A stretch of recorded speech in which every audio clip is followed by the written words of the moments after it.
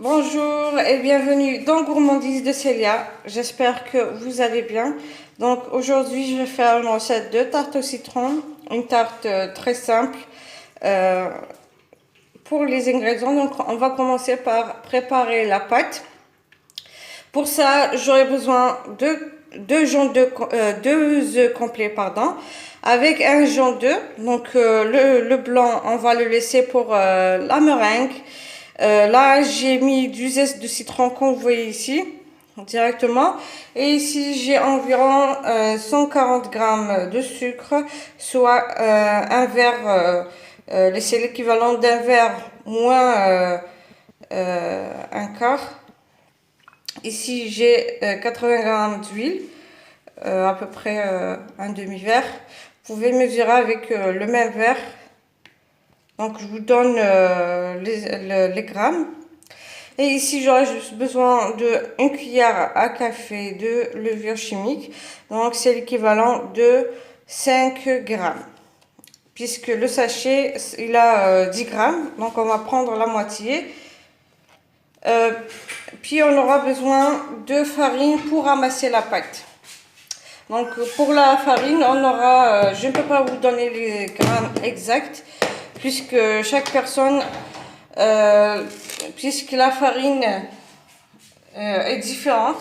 Il y en a celles qui absorbent rapidement et d'autres pas, donc ça dépendra de votre farine. Ici, je vais commencer par mélanger donc les œufs.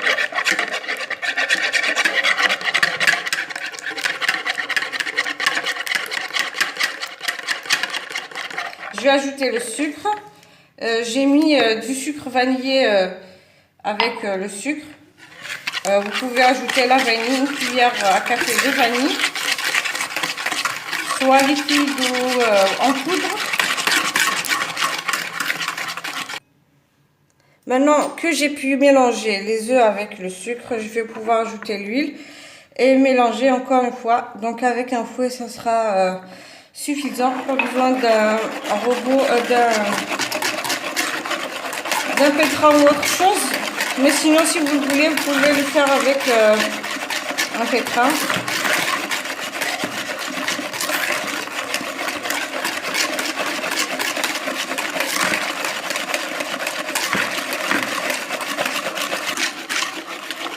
Donc maintenant, je vais pouvoir ajouter petit à petit la farine et une cuillère à café de levure chimique. Comme je vous ai dit, la farine, je ne pourrais pas vous donner exactement les grammes. Je vais prendre la moitié de la levure, 5 grammes. Donc une cuillère à café prend exactement la moitié de la levure. Voilà. Et je commence à mélanger jusqu'à ramasser ma pâte. Bien sûr, on va la laisser légèrement collante pour ne pas avoir une pâte trop dure.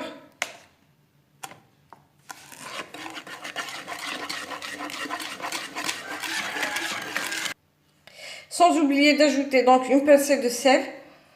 Donc, comme vous savez, quand on prépare des gâteaux comme ça, on met toujours une pincée de sel. Donc, je vais ajouter la farine jusqu'à ramasser la pâte. Bien sûr, il faut qu'elle soit lisse, légère, sinon, donc, dès que ça sera prêt, je vous montrerai la pâte, comment elle doit être. Regardez donc la pâte, elle doit être, il faut qu'elle se détache des parois du récipient. Bien sûr, elle doit être lisse et légère, ni trop dure. Faut pas trop mettre de farine, sinon vous allez avoir une pâte dure au moment de la cuisson.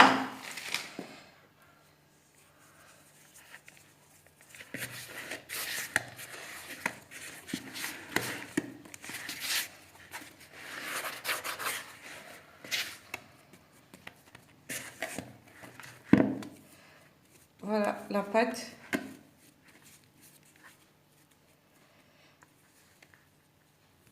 Ici donc la pâte, je l'ai laissée reposer au frigo. Je l'ai couvert de papier, puis je l'ai laissé au frigo se reposer. Puis maintenant on va passer à l'étape suivante qui est de préparer la crème au citron. Donc ici j'aurai besoin de deux gens d'œufs. Donc je vous donne les quantités d'une seule tarte au citron. Moi je vais doubler les quantités. Donc ici 2 jaunes d'œufs, 6 cuillères à soupe de sucre, 3 cuillères à soupe de maïzena ou de fécule de maïs. Ici j'ai 40 centilitres de jus de citron, mais vous, si vous faites une seule, donc vous mettez que 20 centilitres. Donc ici je vous ai donné exactement les ingrédients des grammes d'une seule tarte. Juste ici, comme je double les quantités, j'ai pris 40 et vous prenez 20 centilitres de jus de citron. Donc les blancs des œufs, on va les laisser pour la meringue. Donc on va commencer ici, j'ai oublié de mentionner donc un demi-litre de lait. Donc moi je vais mettre 1 litre.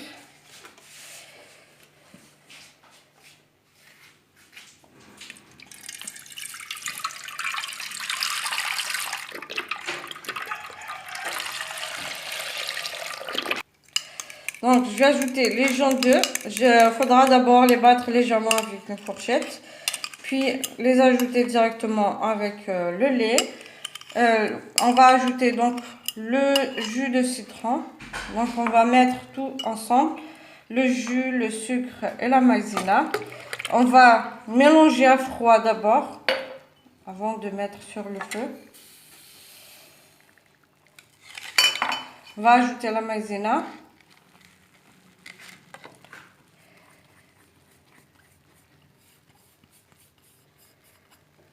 Donc je mélange à froid pour que la maïzena ne colle pas dans le fond de la casserole.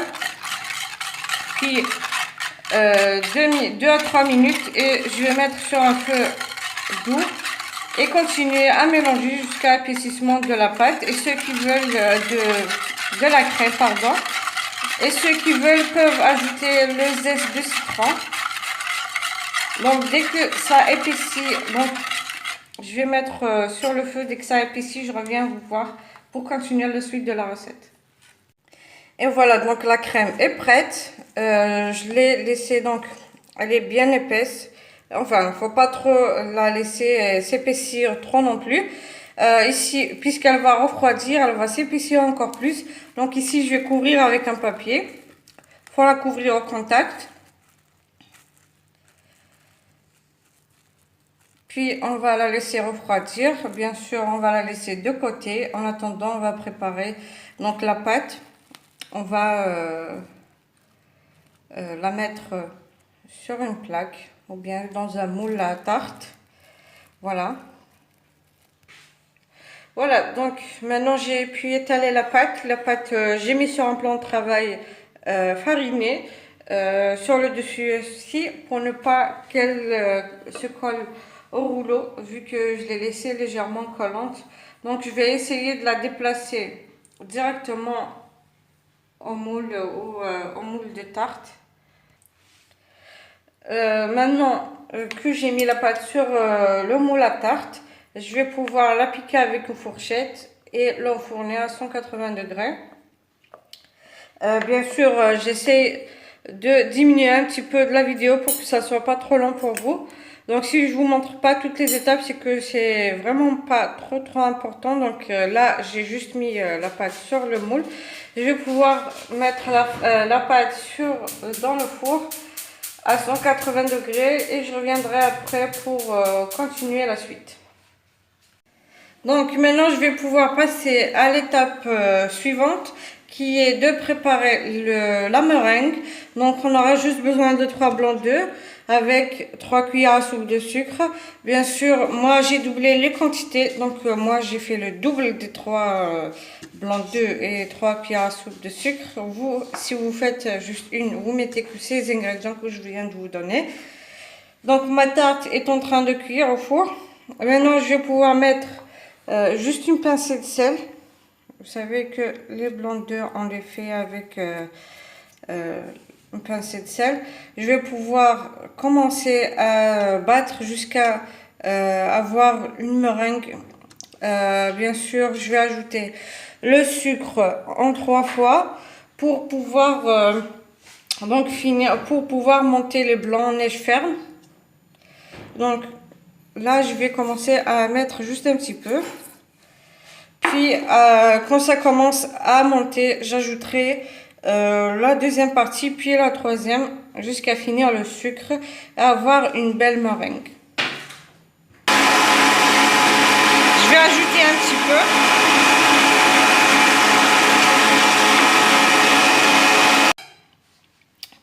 Et voici donc la belle meringue. Quand vous voyez que ça forme un bec, donc vous pouvez arrêter de fouetter. Maintenant, je vais mettre ça dans une planche à douille pour pouvoir commencer à former, donc à continuer à faire, à préparer donc la tarte. Voilà, donc maintenant j'ai retiré la pâte du four. Je vais pouvoir mettre la crème qu'on a préparée, la crème au citron.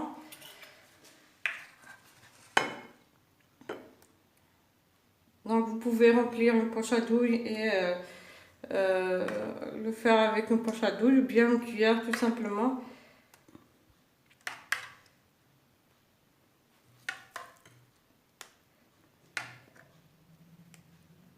Donc comme je vous ai dit, la crème ou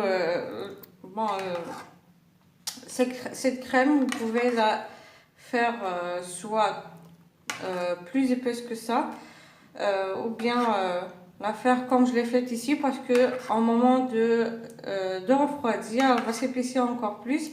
Donc du coup, moi quand j'aime pas que ça soit trop épais, je préfère que ça soit comme ça. Donc je vais pouvoir continuer avec la meringue.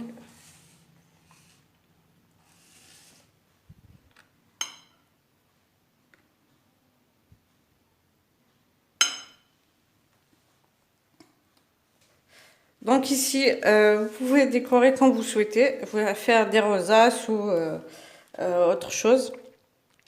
Donc moi je vais juste décorer.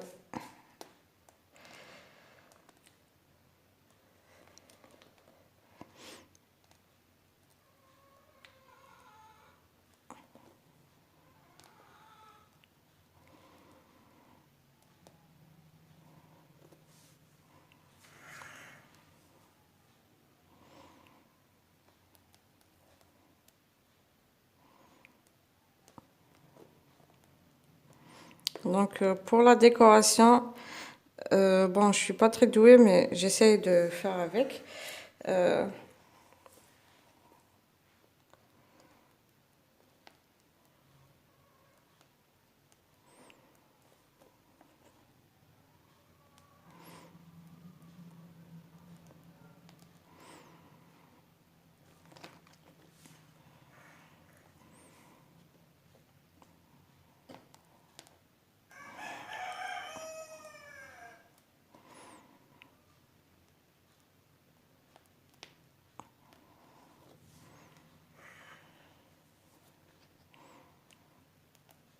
Donc je vais continuer comme ça jusqu'à finir de décorer toute la tarte.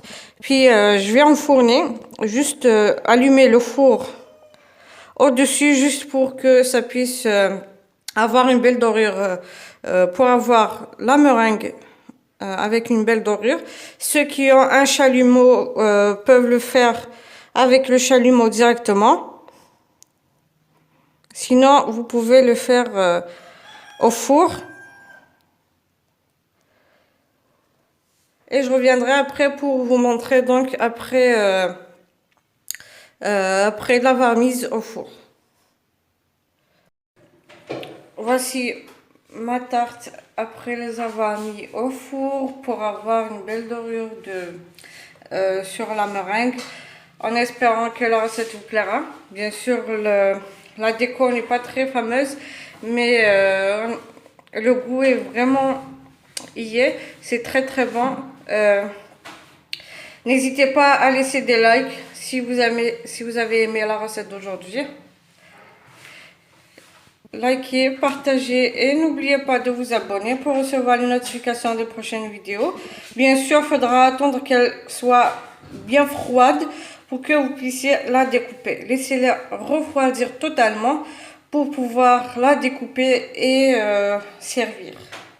Sur ce, je vous dis merci de m'avoir suivi et au revoir et à la prochaine recette.